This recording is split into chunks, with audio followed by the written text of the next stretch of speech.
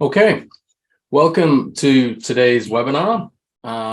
It's a really big one today, very important for any business to work out what to spend on marketing. And I'm your host, Andrew Jackson, and we have the guest is Ira Thomson. Delighted for him to be here. And yeah, so we've got an hour ahead of us where we'll really get into how to create a marketing budget and why our method is unique and the best way to do it. So what we'll cover today. So we'll have a brief intro to us. We'll then go through the learning objectives for today's webinar. Then Ira will be doing the guest presentation, which is titled The Marketing Spend Equation. So that's going to be great. We'll then have an interview with Ira, get to know him a bit better and ask him some questions about his presentation and about marketing spend in general for landscaping companies. We then have an interesting trend section, which is about the looming down market this year. And yeah, we'll have another special guest there to help answer some questions. And we also have time at the end for some audience Q&A. So if you do have any questions, please put them in the chat. If we don't get to your question as we move through, we'll come back to it at the end. Okay, so a quick introduction to us. So this is hosted by North Shore Digital. We're a full service digital marketing agency founded in North Vancouver in November 2019. We've developed expert skills in lead generation for home services, primarily through Google search engine marketing, which includes Google Ads, SEO, Google Business Profile. And this has led us to landscaper marketing, which is our specialist program for landscaping companies that are really committed to growing their business and their impact. So we've been helping landscaping clients since 2019, having wonderful success. I'm Andrew Jackson. I'm the host. I'm also the CEO and founder of North Shore Digital and Landscaper Marketing. And I've previously taught digital marketing courses for BrainStation and written and research courses for UBC. My accent might tell you I'm not originally from Canada. I'm from the north of England, but now I love and live my life on the North Shore of Vancouver. I'm happy to have Ira as our guest. Ira is the guy to speak to when it is about budgeting, marketing spend, and how to calculate this and track using metrics and analytics. Welcome, Ira.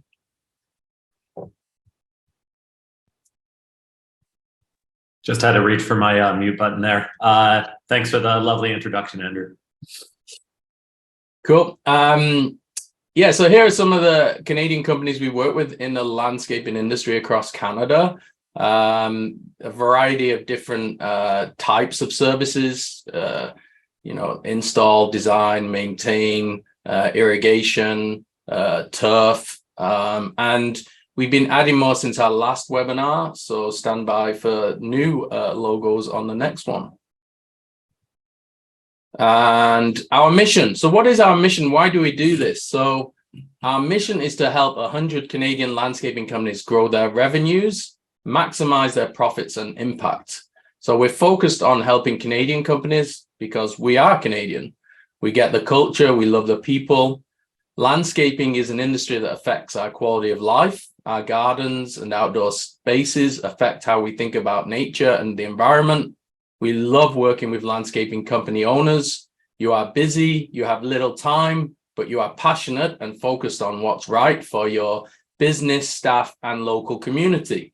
You have a huge impact as you employ so many people. So it's great to have such a positive impact and help people lead healthier, more active lives connected to the outdoors. So what about this webinar? So unlike the last webinar, which was about the landscaper marketing machine, we don't have individual sections that correspond to each learning objective. So in this one, we have the presentation, interview, even the trends segment. They cover different aspects of each of these learning objectives. So you'll have to stick around until the end to get the most out of this webinar. And the 3 learning objectives for this webinar: number 1, an understanding of why you should reverse engineer your marketing spend. So don't just have a set amount or a set percentage. You should actually do some quite neat calculations that Ira will walk us through. Number 2 is an understanding of how to factor in internal and logistical variables to your marketing spend. Number 3 is an understanding of how external factors such as the labor market affect your sales and marketing spend. So, as well as Ira, I alluded to this before, we'll have another special guest that has been in the news recently to help answer some questions. And this is ChatGPT, which has gone from 0 on the Google Trends interest scale in November 2022 to now a magnificent 100 in January 2023. So probably the most talked about thing on the internet right now. Well, all will be revealed later, but for now, let's pass it over to the human that is Ira to present on how to calculate your marketing spend in 2023. All right. Well, I guess for now, humans still have a little bit of an advantage, but we're seeing that slowly chipped away at. Before I dive into marketing spend calculations, I just wanted to highlight a few important inputs that should inform your marketing spend. We're keeping it pretty simple today with my example and presentation. So we won't be using all of this, but just wanted to make sure to highlight all the inputs. So growth goals. So how much does your company want to grow by? Service offerings. What type? What are the profit margins of the service offerings? Marketing and sales performance. So historically, what has your performance been? And we'll be looking at that as part of the calculations today. And then what are the industry standards for performance? We work with a lot of landscaping companies, so we can get a gauge on, what's the, typical cost per lead? Are we hitting that or are we exceeding that with our landscaping partners? Logistics, so your service area, size, saturation, competition, fixed cost resources, that should factor into your marketing spend. Seasonality, as Andrew mentioned earlier, we work with Canadian landscaping companies, so very seasonal based companies. So this is extremely important when distributing your marketing spend. And then externalities as well. So that's something that we're going to talk about later in kind of the trends section is, the labor market, the economy, potential recession, and what's happening in a housing market right now with, for the first time in ages, housing prices are actually dropping. And so all of this should be factored into your marketing spend, but we're going to keep it simple today with a few simple numbers and just go over, how we would reverse engineer and what our methodology is. The next one is, how do people currently calculate marketing spend? And the most common method we see with landscaping companies today is using the percentage of revenue model. So this is where you set your marketing budget to a percentage of your current revenue. So, you might set it to 5% of your current revenue, or 10% if you want to grow a little faster, 1% if you want to grow a little slower. This is pretty flawed. It doesn't factor in your growth goals. It only bases it on current revenue. It's an overly simplistic way to think about setting your marketing spend and budget. And it very often doesn't take into account different services and how your budget should be different for different services, profit margin, seasonality, cost per acquisition, cost per lead. So these are all things that are really important and vary widely from company to company.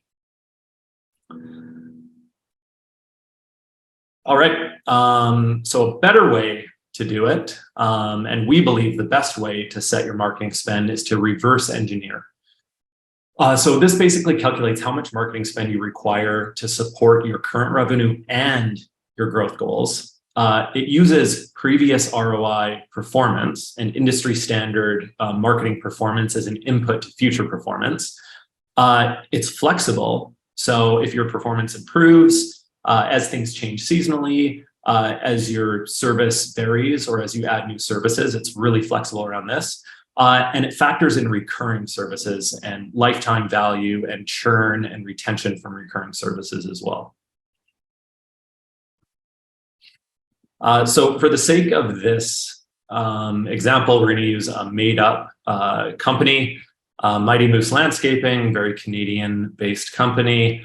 It has a yearly revenue of 5 million currently. They would like to grow by a pretty decent margin of 20% to 6 million in 2023. And they specialize in design, build, and maintain services. So part one of determining your marketing spend and using this reverse engineer methodology, you'll need to do 4 key calculations. So those are figuring out your cost per lead, your cost per sale, revenue per sale, and revenue per lead. So the first and probably hardest calculation to make is your cost per lead. So cost per lead essentially measures the effectiveness of your marketing and lead generation efforts. So the name of the game in marketing is generating the greatest number of quality leads. So people interested and willing to purchase your services for the least amount of marketing spend to achieve the greatest amount of marketing return on investment. Cost per lead is the first piece of this puzzle. So cost per lead can and almost always does differ widely from service to service. This should make sense as it should cost more money to acquire customers for a higher revenue service. For the sake of this example, we're only going to calculate cost per lead for a single service, just to keep it simple. And finally, there's different methods for calculating cost per lead. So basically, how you approach calculating cost per lead depends on factors such as your current measurement and analytic systems, data you have available, your service offerings, your marketing channels, and so forth. Generally speaking, the more data you collect, the longer you've been collecting data, the more robust your measurement processes are, the more accurately you're able to calculate cost per lead. And so we'll start with our first calculation example here. So we have 2 methods here. We're only going to examine one just for simplicity's sake. So the first method, the easiest way to get a gauge on your cost per lead is simply dividing your total marketing spend by total number of leads generated over the same period of time. This is simple, but could potentially be quite inaccurate and have a number of drawbacks. However, if you don't have any measurement systems in place, it will at least give you some idea of cost per lead that you can work off of moving forward, and the effectiveness of your marketing efforts. So for the sake of the example today, we'll use method 1. We're assuming that Moose Landscaping currently spends $100,000 on marketing per year for a $5 million company, and this produces 1,000 leads. So this looks like cost per lead equals total marketing spend divided by number of leads. CPL, 100,000 divided by 1,000 equals $100 per lead. Just to quickly touch, method 2 would involve setting up analytics tracking systems to measure the number of leads and investment for each distinct marketing channel. And it's going to give you far more accurate data, cost per lead data, but just not something that we have time to dive into today. So we're going to go with the $100 for our Moose Landscaping example. And so there you go, cost per lead, $100. Mr. Moose loves it, and we'll continue to our next calculation, cost per sale. All right, so cost per sale, this measures the effectiveness of your sales engine, so your sales team. Once marketing has driven leads and inquiries, then those are kind of handed over to your sales team or yourself, depending on the size of your company or how you have it arranged, to convert these leads into customers. So calculating your cost per sale is easy. Determining your cost per lead is usually the trickiest part of the whole equation. And it can take months or even a couple of years to get this really dialed in and collect data in a proper way. But once you have cost per lead, calculating your cost per sale is fairly simple. The first step to calculating your cost per sale is to determine your lead conversion rate. So conversion rate is how often a lead or an inquiry converts to a customer. So simply sales divided by leads. So for example, if you convert 500 sales from 1,000 inquiries that you get, your conversion rate is 50%. Finally, divide your cost per lead by conversion rate to get your cost per sale. So for example, if your cost per lead is $100, as in Moose Landscaping, and your conversion rate is 50%, then your cost per sale will be $200. So stated another way, since you convert 50% of inquiries to a sale, you require 2 leads at a cost of $100 a lead to generate 1 sale. Something to note as well is how you define a lead. So if you're getting a bunch of junk leads, you don't want to count these or factor them into your overall spend equation. They're not real leads. And one thing they'll do is artificially lower your conversion rate and also sell your sales team short. So if you get 10 junk leads, your sales team doesn't have a chance, and it will look like your conversion rate is lower than it actually is. They might be a great team, but you're just getting bad leads, you have poor marketing. So we define a lead as an opportunity to sell your services. If someone contacts you looking for a product or service that you don't sell, we would not count this as a lead, even if it was a landscaping related service, but you don't sell it. So say you're not in the business of snow services and somebody contacts you for snow plowing, we're not counting that as a lead. Cost per sale calculation example. So back to our fake buddies at Mighty Moose Landscaping. We already know from our previous cost per lead calculation that they spent $100,000 to get 1,000 leads. Cost per lead is $100. Let's assume the sales engine at Moose Landscaping is pretty solid and they convert 50% of these into sales. Their conversion rate is 50%. So their lead conversion rate is 50%. Using the formula cost per sale equals cost per lead divided by conversion rate, we calculate that CPS equals 100 divided by 0.5 or 50% equals $200. So your cost per sale is $200. So now we have a happy moose and he's telling us our cost per lead is $100, cost per sale is $200. All right, revenue per sale. So revenue per sale is already calculated. It's probably not a calculation you have to make unless you're changing your prices all the time. Revenue per sale is simply either your one-off service revenue or your recurring revenue lifetime value. So for instance, if you sell a landscape maintenance program at $5,000 a year and that client stays with you for 5 years, the lifetime value of that client is $25,000. You only had to acquire them once. You didn't have to remarket them every time they paid each year or as a recurring client. A couple things here. Know your churn and retention rates. So this is one thing that we always ask our landscaping partners, and a lot of the time they'll have a general idea, but they don't have the numbers. So one note about recurring programs such as landscape maintenance or snow services is to make sure you track these over time. Even if you're a new company, just start from the get-go and really know these numbers. So what is it? So for example, if you have 10 recurring clients and you lose 1 client a year, you have a 90% retention rate. Conversely, that's a 10% churn rate. You've churned out 10% of your clients. This is important because it affects how you calculate the average lifetime value, which is a calculation you need to determine your marketing spend. The next thing is know your upsell numbers as well. So a big missed opportunity we commonly see for landscaping companies is not engaging effectively with past customers. We have a system in place that helps landscapers capitalize on this valuable lead source. So these past clients are typically easier to convert since they already know you and trust your company. Additionally, you already have valuable data on their personas, their past service purchase, when they purchased it, their service location, and a lot more.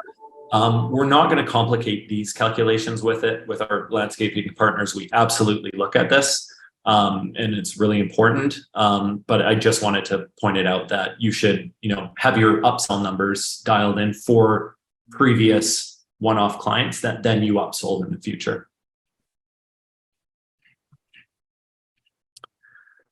All right, so as mentioned above, revenue per sale will vary widely depending on each specific service and whether or not it's a one-off or recurring program. And recurring programs will have a much larger lifetime value than their initial acquisition. So to keep it simple, we're only going to use revenue per service or revenue per sale for one service. And we're just going to call it smaller landscaping jobs for Mighty Moose. And this service has an average revenue of $10,000. So therefore, RPS equals $10,000. So we got our happy moose. He's almost there. Cost per lead 100, cost per sale 200, revenue per sale is 10,000. So on to the final calculation here in part one is revenue per lead. So revenue per lead is simply revenue per sale times conversion rate. So the higher the conversion rate, the more revenue each lead will produce on average.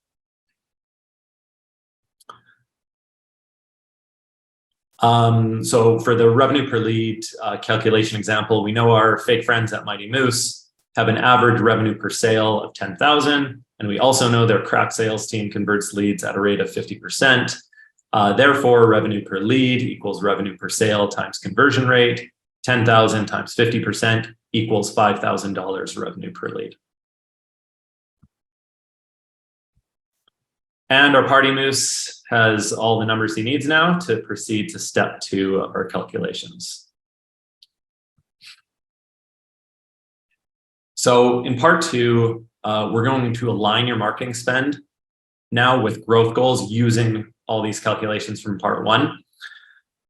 So once you've completed the 4 calculations in part 1, we'll move on to part 2, marketing spend equation.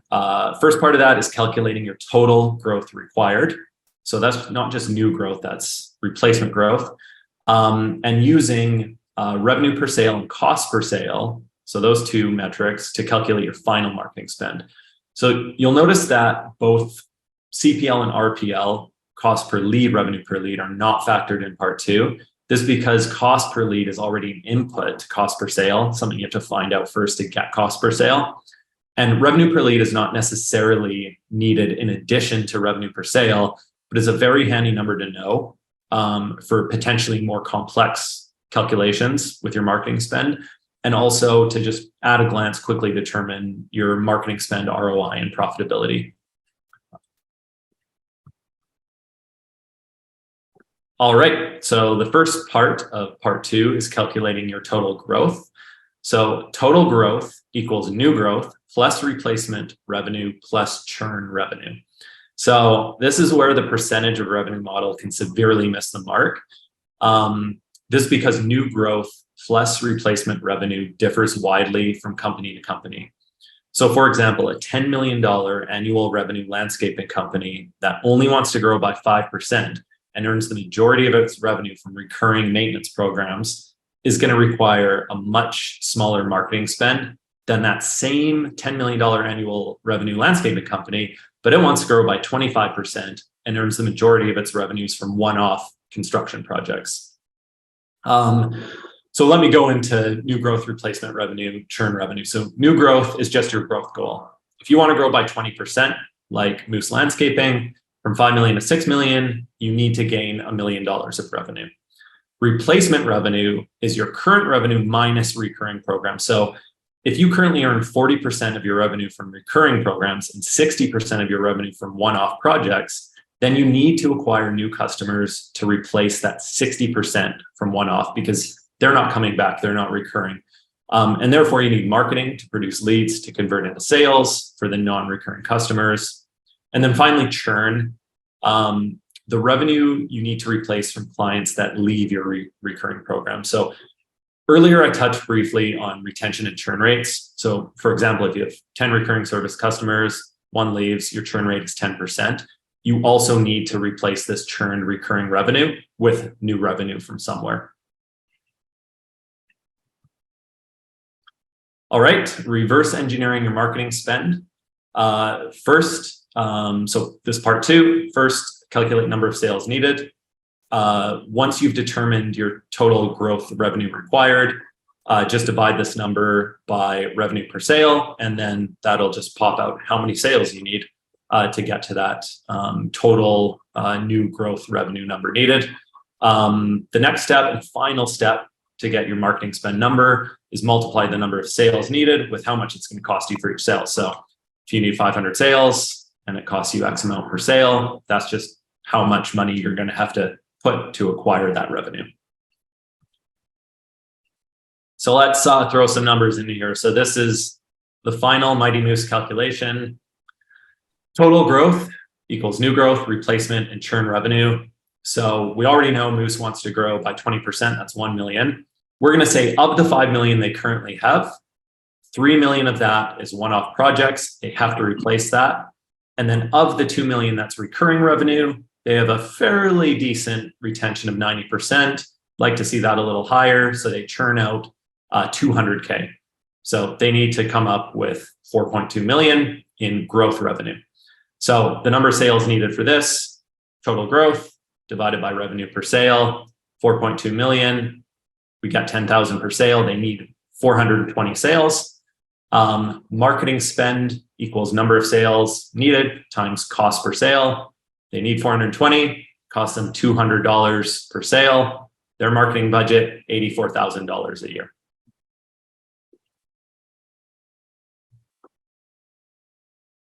All right.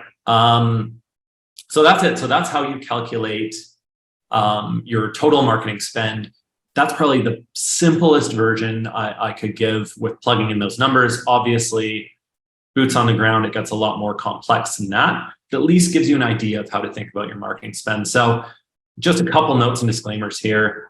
You may have noticed both replacement revenue and churn in the final calculation. I didn't include that in calculating revenue per sale. That is not best practice.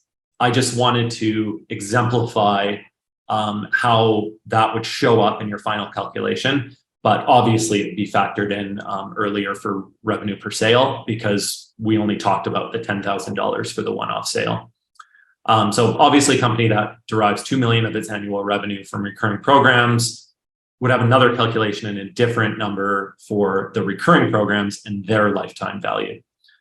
So we just didn't have time to include that. You likely offer varying pricing for different services. I've never worked with a landscaping company that just has a single service at a single price and that's it and that's all they do. There's companies that have a particular niche, but they'll even for that have varying kind of price points and different services that they offer. So of course, in this case, you'll need to determine how much each service accounts for each slice of the growth pie and calculate your spend required for each distinct service, and that'll vary widely. Final couple points here. So figuring out how much to emphasize and spend on each service comes down to factors like profit margin, staffing, logistics, and location. So at face value, it may make sense to focus only on the most profitable services. However, logistically, perhaps these are very hard to staff. They might have diminishing return of demand in your area, or you already have fixed cost resources where they're lower profit now, but as you maximize your resources, they'll become higher profit. So these are things that you really have to keep in mind. And then finally, seasonality is a massive consideration for Canadian landscaping companies.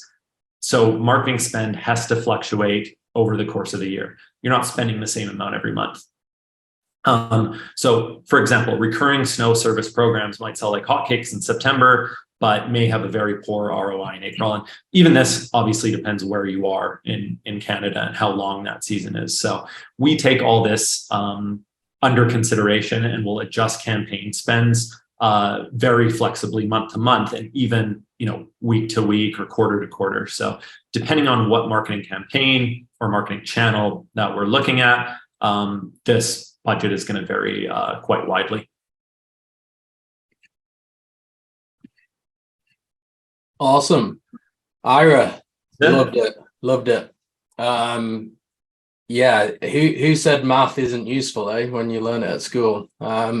Obviously you need a lot of marketing intelligence and business know-how to ask the right questions, but really it is simple math, to break down what it is you need to spend on marketing in order to grow by what your goals are.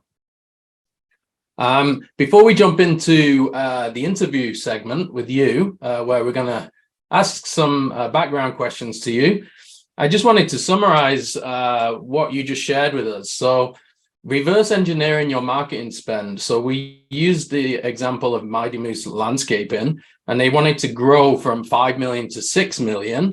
And through a series of math equations and reverse engineering based on data, basically, Ira, the main summary was this company will need to spend 84,000 per year in order to achieve its growth goals based on historical performance. Now that equates to 7,000 per month on marketing. I just wanted to ask you, in terms of that marketing spend, what would you include in that spend? Yeah, so that's and just a note on that, when you divide it out, that's about 1.6% of total revenue. So for a company looking to grow by that much, that's actually on the low side. But we skipped by a lot of inputs to that equation. So it just to give you an idea of how it would work. But yeah, so to include in that, basically anything, as mentioned before, anything that's a lead generation activity, anything that's driving that cost per lead metric would be included in that. So all the stuff that we do on the digital end, and looking at our landscaping partners, there's a lot of them are getting a huge slice of their leads, or the largest chunk of their leads, from online. And so when you're looking at dividing up your budget between, say, traditional marketing, online, going to conferences, getting referral or network type marketing, all those things would factor in. But you also have to look at the marketing channels where you're getting it from, and how you distribute that budget. Yeah, so typically when we do this exercise with landscaping companies, it's a lot more involved because we have to look at each service and therefore calculate the cost per lead, the revenue per lead, all the different metrics we need for each individual service. And then that's where it becomes a little bit more about profitability as well. So different companies want to grow different services by different amounts because they've worked out there's a better profit margin for different services. And that can vary each year depending on your operations, what you have at your disposal, the staff situation, demand. So it's a lot more involved than that, but I think that's an awesome overview as to how we do this. And typically, when we talk about this, say 7,000 a month that Mighty Moose would have to spend, we would just say that's for digital. So that would include your monthly plan. So you've got an agency that works on SEO and organic leads, things like Google Business, but it also would include your ad spend for things like PPC and any kind of boosted posts or things that are happening on social media.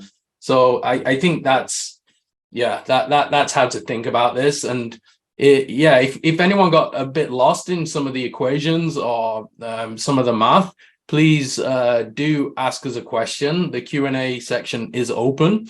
So if you do have any questions, please send them through. So I think that's fantastic. I love that. I think that's a really important presentation. It's a different way to calculate your marketing spend, but one that's much more grounded in facts rather than just pie in the sky. That segment of the presentation, we now move over to the interview with Ira. So Ira, let's get to know you a bit better. So explain your background. What did you study academically? What developed your skill set and interest in analytics and business revenue modeling? Yeah, so when I graduated high school, I was solely focused on athletics and travel and the university experience, and just I came from a really small town, didn't have a lot of exposure to, they never taught, calculus or economics or anything I ended up, moving towards in university. So I just, I wanted to get a kind of track and field scholarship and travel around a bit. And so I initially entered UBC, and I studied physics for a year. And then kind of got out of the hard science and went to the more soft science of economics, and ended up with a degree in economics and psychology, which is, that's looking back on it now, that's a great degree to move into marketing, because it's the, number side, the macroeconomic side, and then kind of the consumer psychology side of things as well. I didn't intend it for that. And I didn't really even know what marketing was when I was in university. But yeah, so that was my university degree. As I moved along, I took a spattering of post-diploma analytics courses at BCIT, and then a lot of very specific kind of online diploma type stuff related to some of the marketing platforms we still use today. So even 15 years ago, at the early stages of Google Ads, I did all the kind of Google Ads little degrees there, and through all the kind of various platforms. So did a lot of that, and so a lot of online learning, and then a bit of BCIT type stuff for the harder analytics math. Cool. And so it seems like an organic route, but a kind of a natural fit to digital marketing that your background has. What is it you like about digital marketing? Well, I really like the numbers side of it. So I started in digital marketing using paid ads back in the early days of Google Ads. And when I was marketing I had a tourism company that offered brewery and surfing tours in BC. And, we got a little website made for us and kind of found out about Google Ads. And I loved the, sequence of numbers. Somebody's visited your website and they did this and that, and then they converted to a lead. This is, like how they peruse the website and where they're from and what their age is and all the kind of rich data that came with that. And it was a ton of fun exploring that. And then I just kind of expanded into a bunch of other platforms from there.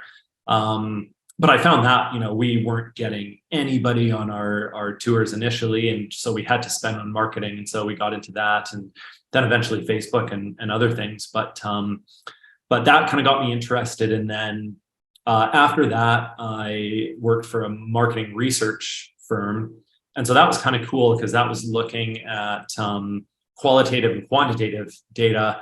The qualitative was pretty fun because people would come in for, the 20 people would come in, and you basically just host a beer drinking kind of seminar, and they'd taste and would tell you what they liked and, what they liked about the brand and things like that. So that was a kind of fun side of it. And the other side was, counting a whole bunch of stuff and modeling it out and looking at the numbers. So that was a pretty cool job as well.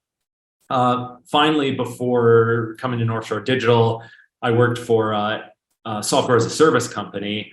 And so just doing as more a generalist marketing position, but they were, very numbers kind of oriented company. So they did, engagement surveys for large infrastructure projects across the state. So, doing that was kind of the first experience, I guess, I had kind of with international type marketing and marketing for, totally different cities, Vancouver versus Miami versus, North Dakota and, all kinds of places. So that was interesting as well. So all those things piqued my interest, just the variety of what's available in marketing and digital marketing, I would say, really keeps me interested, and especially the number side of that. Cool. Yeah, I always like to think, marketing is about people, and it's this kind of history to people that makes things colorful and adds more color to why we do what we do. Before I move into questions about the landscape of marketing and ad spend and get a bit deeper there, you have a very interesting background of growing up on Texada Island in BC, and then going to UBC, running track competitively for them. And now you live in Panama. Can you just add a bit more color to that and give us some info there? Yeah, it really just kind of explains itself, doesn't it? So my dad worked in mining. So I actually grew up in northern BC in a place called Dawson Creek, where he worked in coal mining. Then we moved to Texada Island, which is limestone mining. And so that's a really small town. It's even smaller now because the mines have kind of diminished. since I was there, it was about 1,200 people, and I was there maybe be 900 now. So I really loved playing soccer through kind of middle school and high school, and then eventually found I could get on a breakaway, outrun people, but I had a ton of offsides and unscored goals. I just like shoot it way above the net, kind of like England's last penalty shot there. So never scored. Then thought, okay, I can use this speed for something. I'll get into track and field. Ran track, and as you are, kind of big fish in a small pond on Texas and Powell River. I quickly rose through the ranks there, and then got a minor scholarship to UBC, and then just had a ton of fun there, kind of traveling around for track, and then eventually getting graduating there. I moved to Australia actually after I graduated, ran track there for about a year or two, got injured, and then came back. And then this is kind of in my earliest 20s where all the marketing and entrepreneurship endeavors started. I do live in Panama now, and that's because my partner is an international teacher, and so we moved to Panama. It's great, working remotely. So loving it so far. Right now, at the very start, we're chattering before the webinar started, it's coming into dry season. So I'm finding out that means the less humidity, a little bit of wind, slightly hotter during the day, slightly cooler during the night, it seems. So that's nice and refreshing. Loving that. Great people and delicious food and lots of surfing, which I like surfing. So it's working out so far. Awesome. Well, thanks for the context there into your background and where you're currently at in life. It sounds awesome. Okay, let's go back to your presentation and dig a little bit deeper. I've got one eye on time, but we've got some questions here we can go through. So what about the different services? How do they affect marketing spend? We talked a little bit about that, or maybe I did there in the summary. Have you got anything to add there?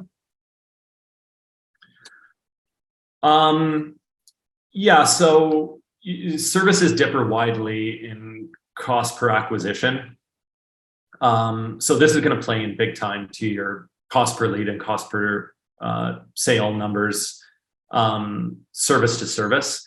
And then you have to look at the flip side of that equation as well. So it's obviously going to impact your marketing spend, because costs are might be 10 times higher for a service that gives you 15 times as much revenue. It might be a lot higher for a service that doesn't give you that initial revenue, but gives you really good recurring value. There's also the flip side where you're calculating out marketing return on investment, which we didn't get into. This was all about spend. This wasn't about calculating your ROI, which is really important to do. Some people might see a higher cost per lead for a similar revenue service and just automatically kind of determine that it has worse ROI. But this isn't necessarily the case when you look at the lifetime value of the service or profit margins of the service or how you're utilizing your resources. So services have a major impact on marketing spend. And we always recommend just go service by service and we always, with our partners, run through this calculation with each distinct service, because it's going to cost 10 times as much to get a lead potentially for a different service, but you might get 12 times the revenue or profit or whatever else it is. So that's something that certainly has to be taken into account. Yeah, I think, and I'd add, it's always good to start with a hypothesis and an assumption, but then go where the data tells you. So I know I've seen campaigns where the cost per acquisition for, say, a small softscape job, maybe, a few $1,000 versus a big install construction job, which might be 100,000 plus, can actually be quite similar. So it does depend, the pond that you're going fishing in. And it depends on market demand, and it depends how good your campaigns can run. So I think it's always good to start with some assumptions, but then really your campaigns will tell you the story and color that in. That's what I think as well, you have to layer this stuff on top, right? Because you're not only looking at each service, but each marketing channel, and different marketing channels might be way better, for, like I had said earlier, the kind of our No Leave Left Behind program, or engaging previous customers, is a really rich source of potential revenue. But you're going to hit them with things like remarketing and email drip campaigns and different marketing channels, where as if you're acquiring new customers, you might rely more heavily on Google ads or local service ads or another marketing channel. And then you have to calculate do all those calculations for a channel and for a service. And you might have a landscaping company might have a program where they have certain blend of marketing channels for each distinct service, and then it kind of all comes together. So it's important to look at each service differently and then calculate the overall marketing spend after that. Cool. Yeah. And do you concur that, Google Ads, PPC are just so effective for landscaping companies and really is what you use for the major source of lead generation? Yeah, I mean, we have a ton of data on that going back several years. And, when we started out with trades companies as well, it just works. You kind of have to think about the intent of the customer. And the intent is when you want, a plumbing or HVAC installation or job, or when you want a landscaping construction job, or, when you want an electrician to come to your house, how do you find that? And so a lot of the time it's using a search engine. And so, and we've seen numbers that I think Google has over 90% market share or something in Canada. 80 to 90% of people start a search for a new service on a search engine, which is probably going to be Google. That's how people are finding you. So it's incredibly effective, particularly for trades and landscaping. Yeah, and if you haven't checked that out, check out what local service ads are doing in Canada. To the big change this year with landscaping companies being able to apply for those accounts. If you haven't seen last month's webinar, there is the YouTube channel at Landscaper-Marketing, where we have the recording, a 10-minute segment on LSAs and why they're going to be so important for landscaping companies in Canada in 2023. Finally, question here. You're the king of analytics. How should you measure all this stuff and track it? And when should you do that? Yeah, so as mentioned at the start of the presentation, the more robust your measurement systems and processes, the more accurate your data, and the better you'll be able to prepare and succeed in your future marketing endeavors. So I'm personally a big fan of tracking as much as you can. And for that reason, we have a pretty comprehensive analytics program in place for our landscaping partners. It includes Google Analytics 4, which is kind of the most recent update of Google Analytics, which plugs into your website and a bunch of other marketing platforms. We use Google Data Studio for our reporting, which is live, kind of real-time reporting that clients can go in and see exactly what's going on and ask us questions about that. And that also plugs into all their kind of marketing platforms and spends and shows ROI and everything else. And yeah, so I'm personally a huge fan of just having a really good system and methodology in place to look at every single number. As mentioned earlier, a lot of landscapers, they'll come to us and not know things that they should know about their company, like their churn rates, or their recurring revenue, or even what percentage of revenue from each service that they currently have and that they want to grow by, their profit margins, things like that. So it's really important as you grow a business and as you scale to get a good handle on all of this. Your finances are extremely important. And that's why we start with this. We start with, how much data do you have, and then how much do you need to get, and we'll customize analytics for that. Some companies are really good at collecting data. They have some of this set up, or they have a lot of it set up. Some don't have any, and they need to kind of, as they pursue growth and try to scale. Yeah, and I just add, typically we measure things and look at it on a monthly basis. So we see how we perform month to month, and then in order to calculate the inputs for these equations to calculate marketing spend, it's important that you have, a custom spreadsheet that you use in order to see if you're on track for the amount of inquiries you need per service each month. And some companies have more robust CRM systems where you can track this more easily. But at the end of the day, there's nothing stopping you just doing this on a spreadsheet and just having quite a neat, concise way of doing this, so that you have this historical data when it's time to plan for the next calendar or fiscal year. And I would say a comment on that too, that we will put systems in place and have systems like, say, call tracking, where you can, listen to your call leads and determine what percentage of those might be spam or bad leads, which is something you should definitely do. And, to talk about your lead tracking and making sure you get quality leads, and that's what you're using in that marketing spend equation. Because a lot of marketing companies, and especially generalist companies, they'll make a promise about lead generation, but who knows if that's a good lead. So as kind of stated earlier in the presentation, you have to have systems in place to determine what's a quality lead.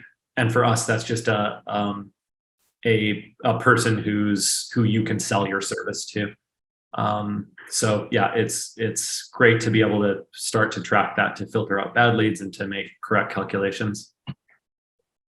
Perfect. Well, let's jump forward to the final segment, which is something probably on everyone's mind right now, or at least 4/5 or more than 4/5 of Canadians. So let's look at this fact. 81% of Canadians are worried about a recession in 2023, and over half are actively preparing for one. So this is according to a Lega survey. I don't know if I'm pronouncing that right. Conducted on behalf of Bloomberg and rates.ca in December 2022. What's your take on this, the looming down market? What are you worried about it? Yeah, so I would say I'm not losing sleep at night. I don't think it's going to be any sort of Armageddon. That said, it's really hard to speculate on how long a potential recession could last, or the degree to which it might affect consumer spending, which is probably the thing that is on the mind of medium-sized landscaping businesses. On a personal level, we're kind of semi in the market for a house right now, and looking at kind of what the pundits are saying, it's saying everything from it's going to keep dropping, there's not going to be a change, there might even be a minor increase in 2023, 2024. So it's really hard. I don't like to speculate. I'd rather just be prepared. I think that's the better way to think about it. Cool. Yeah, as well as getting Ira's take on this, we're going to ask ChatGPT what its take on the recession or the looming down market is. So we'll stand by for the answers from ChatGPT. Before we get to that, just some factors to consider for landscaping companies in this down market. I guess it depends how much you're focused on residential versus commercial.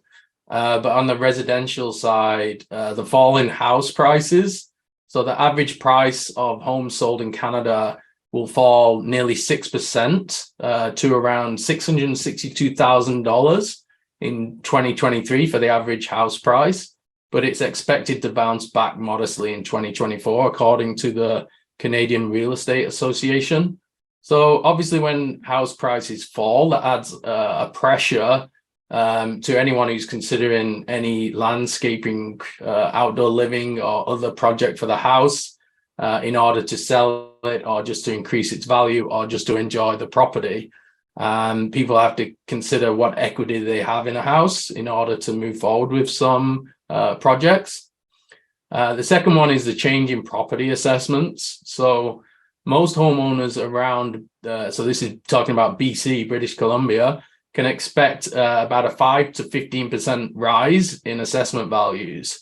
That's for 2023, which obviously adds other spending pressures there, because it increases your property tax that you have to pay on your house, which means you've got less income to spend on things like landscaping. But, you know, when your house is worth a certain amount, this is the great thing about landscaping in Canada, that it's kind of tied to the value of homes. And so people will always have money to spend on landscaping because their house is worth, you know, so much. And I'm talking more about places like Vancouver and Toronto, but also you see the effects in places like Kelowna, where house prices are rising so much. So I would always keep that in mind on the residential side. Moving into factor 3, how recessions affect marketing spend and opportunities. So obviously buyers are more cautious if there's a recession. And, you know, basically the pressure on marketing will be to prove better ROI, or to prove that money is bringing in revenue. And so that's where you want to work with an agency that always is focused on key business metrics like return on investment, and has a way to prove that what they're bringing in means more money for the company in terms of revenues, and can directly or indirectly attribute revenues to their campaigns. It's normally a mixture of both. Also, you'll see that value-based marketing will become more important, because customer confidence will be hit. So therefore, they'll want to work with companies that they trust and love, based on, you know, what they do in the community, but also your brand mission, your brand promise, you know, how well you show up online in terms of your reviews, but also, yeah, what your outlook is on and your company values are. So I think that's important to consider, and why you should have an awesome website that showcases all that. Final thing, how recession impacts on different services. I think ChatGPT is going to talk to us about that. So I will move on to some recommendations. So what are some recommendations we have in terms of this down market? So don't panic, number one. Always don't panic. That's generally a very good piece of advice, no matter what. Adjust your marketing spend according to your revenue goals. So yeah, come speak to us, and Ira will dissect exactly what you need to spend in order to achieve what you need to achieve. So number 2 is cut down on general and administration costs. So bloated discretionary spending. So things that you don't need to spend on, you should be cutting down on that. Number 3, diversify services. So you could be looking at smaller jobs or more recurring type contracts, the B2B commercial side, maintenance, snow and ice. Put lawn care in here, but that's probably one of the things that people might cut on a residential side, especially because it's not necessarily an essential service. But yeah, consider this for your area and for what you can offer. I think that's the main thing. There's always going to be exceptions. Number 4 is take advantage of extra bandwidth and opportunities. So when competitors reduce ad spend, this means that your ad spend should go further. You should be able to gain market share. It might be a chance for you to grow as long as you've got your house in order. And then the extra bandwidth might mean you can build assets. So you can work on your website, you can work on projects or case studies, or, you know, showcasing videos, all sorts of things to prepare you for when the market does rebound. Okay, I know we've hit 11 o'clock, but this is a special. So we've got ChatGPT here, and obviously it's all in the news, and we just want to include this 5-minute segment on ChatGPT, trying to answer our questions about the down market and how it's going to affect landscapers. So if you've been living under a rock somewhere, you might not have heard of ChatGPT, but it was released by OpenAI in November 2022. It's a chatbot. It's been fed masses and masses of data in order to be able to answer questions. It's used machine learning and some feedback from humans so that the model changes, and some answers work better than others, but it's super interesting to see. And now allegedly OpenAI is now valued at 29 billion because of its success. And sometimes when you try and use it, it's just too overloaded. It can't even answer any questions because there's too many users. Anyhow, we asked this question: should you cut down on discretionary spending during a recession? So here's what ChatGPT told us. During a recession, it is generally wise for companies to cut down on discretionary spending in order to conserve cash and maintain financial stability. Discretionary spending refers to any expenses that are not essential to the company's operations, such as travel, office upgrades, or bonuses. By cutting down on discretionary spending, a company can reduce its overall expenses and better weather the economic downturn. It's also a good idea to review the budget, cut down unnecessary expenses, and find ways to increase revenue while the economy is recovering. However, it's important to note that cutting discretionary spending too much can also negatively impact a company's ability to attract and retain top talent, as well as its ability to invest in growth opportunities. Companies should consult with their financial and management teams to make an informed decision about discretionary spending during a recession. So that was one thing I wanted ChatGPT's take on. What do you think of that answer, Ira? Yeah, I mean, I think we could all just retire pretty soon and just have the bots run all our companies with that smart, frugal thinking. Yeah, pretty incredible what it can do. What I want to do with things like this is copy and paste and see if there's any, did it craft that word by word, or did it take paragraphs out of Wikipedia to put it up there? But it's kind of spot on with this answer. How it came to it is the question, I think. Yeah. If you haven't read the Wikipedia article on ChatGPT, it's super interesting. It goes into how basically it's based on the old model, Instruct GPT, but then it's had lots of iterations and human feedback and all sorts of changes. I asked it one more question. So the other thing about ChatGPT is you can refer back to earlier questions. You can have almost a conversation, where you cover lots of things and refer back to it. But I did want to get its take on how does a recession affect different landscaping services? So here's the answer it came up with. A recession can have varying impact on different types of landscaping services. Some services may be more affected than others, depending on the type of service, the target market, and the overall economic conditions.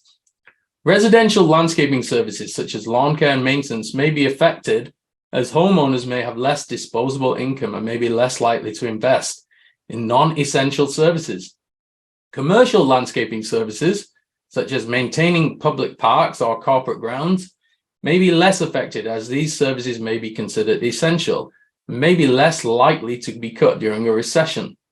High-end landscaping services, such as designing and installing custom gardens or outdoor living spaces, may be more affected, as these services are often considered luxury items and may be the first to be cut during a recession. Landscaping services that cater to businesses that are doing well during a recession may not be affected as much. What's your take on that one? Yeah, I mean, I'm just going to throw out all my textbooks and just learn from ChatGPT. Who needs to go to university anymore? It's just spitting out perfect answers. Pretty good. Pretty amazing. I think I want to feed it all the data about my life and then ask it how old I'm going to be when I die and what should I do in the meantime. Maybe it'll come up with a plan for me. It could, although I noticed it doesn't spit out inappropriate answers. So you might have to be clever with the questions that you ask. Yeah, cool. Well, yeah, so if you haven't checked out ChatGPT, you should go check it out. It can be super useful for all sorts of questions and answers. Also has some practical purposes, like can even write some code for websites, things like that. In terms of landscaping companies, you could use it to help if you're stuck on what to write for blogs, things like that. Yeah, I'd always recommend getting someone who's an expert in copy and working with an agency, but you can definitely use it to help if you've got writer's block for certain things.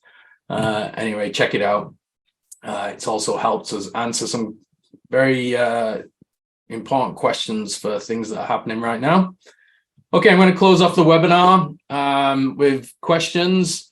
So I have one here that's about when should you perform this reverse engineering exercise, Ira, for a company? Yeah, that's a good question. When we onboard a new landscaping partner, we'll always do this because we want to get a handle on the numbers and we want to immediately put systems in place. So I would say if you haven't done something like this before to determine marketing spend, even if you're kind of between, your fiscal year, between your quarter when you might normally review your finances, I would say go ahead and do it immediately. And then the sooner the better for putting all your systems in place. If you want to do this regularly, a great time to do it is at the start of your fiscal year, or even just the start of the calendar year. Just some time where it aligns with when you're also reviewing your finances and profitability and going through accounts and going through clients and everything else. So yeah. Cool. Yeah, that's it for the questions. That's it for the webinar. Thank you for sticking with us. Yeah, and we look forward to seeing you on the next webinar. Have a great day. Thanks, everyone.